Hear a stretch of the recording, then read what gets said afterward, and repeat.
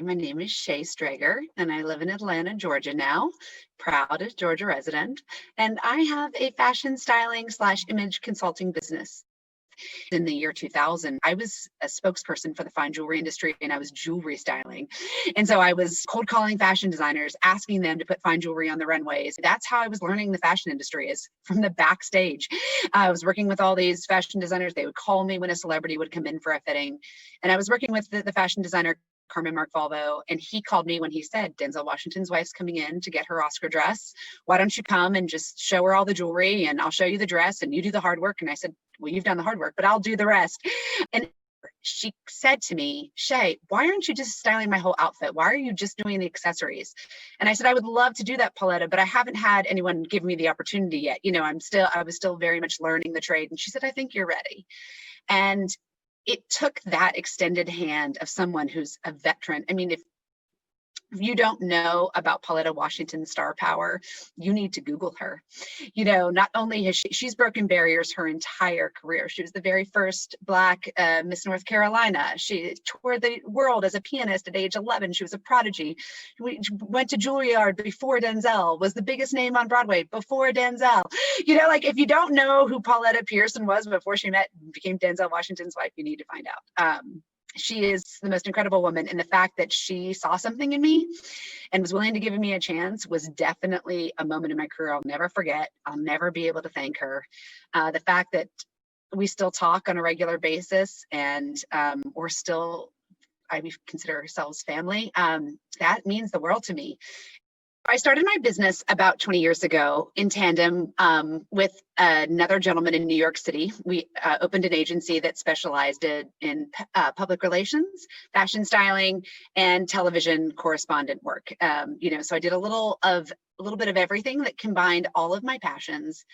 And it was very nice because I felt that all roads were leading me to this place where I could have a multifaceted career that both spanned the fashion realm, but also had a lot to do with professional imaging.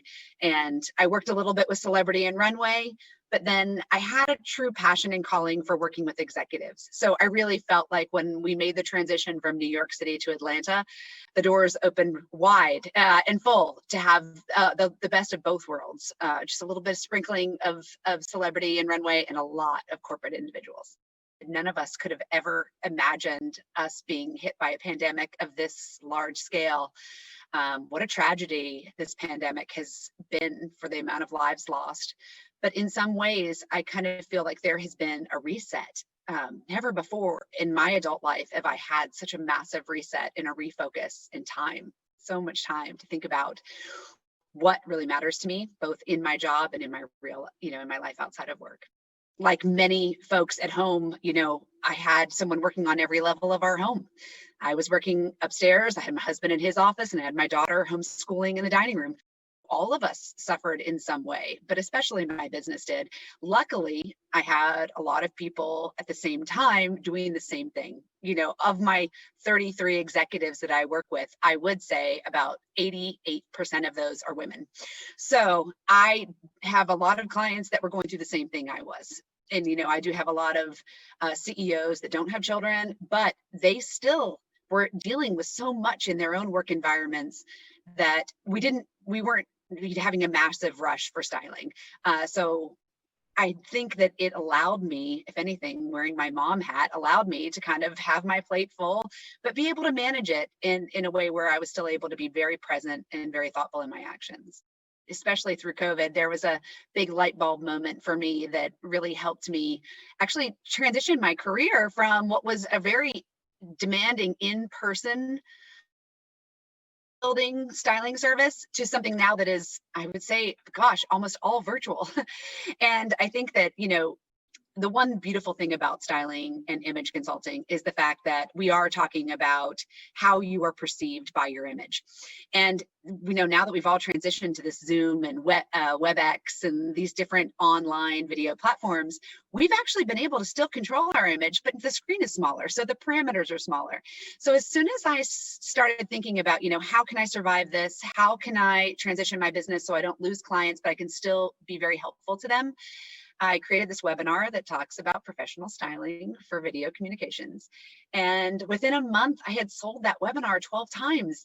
And I was asking by huge corporations to do it for their companies, for their staffs, for their clients. I had an investment firm contract me to do it for all of their private wealth and equity clients. So that was a huge celebration of adversity especially during COVID.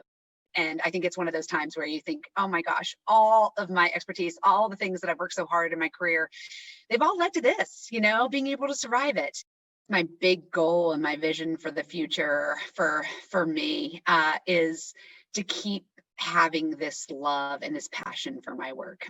Now that I've seen that it can change and it can be so malleable, I want to keep loving what I do. And I feel that instilling confidence in women specifically, because I'm raising a young woman, is super important for me. I feel like there's a culture that we live in now that has never been so virally based. And I feel that there's so many influences out there for young girls that not only do I want to continue to help executives and the women that I work with, but I also want to help the younger generation love themselves in the process. I want to help and mold and lift up this young new crop of women game changer. Could I find anything greater than that, than having my daughter embody this sense of confidence and pride in who she is and who God made her to be? Some of the biggest advice I can give to the younger generation or to women who want to be future entrepreneurs and own their own businesses and rule the world. There's two things. Number one, there's nothing that can ever replace hard work. Hard work, it's not easy. It's never going to be easy, especially for women. We're going to have to work twice as hard. I don't think that's changed. I think that no matter what we do, it's going to have to take everything we have to do it, because we do. In many cases, we want it all. I want it all. I do. I want a happy marriage. I want a wonderful family, and I want a flourishing career. I want it all. And it takes a lot of hard work to do it. And the second thing is, I used to make my employees in New York City at Studio PR answer the phone every once in a while. Yes is the answer. What is the question? Because at the end of the day, I wanted to run an agency that, yes, anything is possible within parameters. I'm saying, please don't take this the wrong way. This is what I mean, is that, yes, it's possible. Let's find a way to make things possible. My first response has never always been instinctively no. It's always been yes. Let's figure out how to get there. Yes, let's get the yes to where it needs to be. But I don't ever want to be one of those people that's the answer is always no, because I think in order to be successful, you have to find the way to get a no to a yes, and in a way that benefits your business. I think that you need to think about it in the realm of how it can affect business and change. But yes, I always the saying yes and working hard to get to the answer, I think, is a big recipe for success. You can find me online at shayestrager.com or stragerstyle.com. And my social media is at Shaye Strager. So if you just Google my name, you'll find me.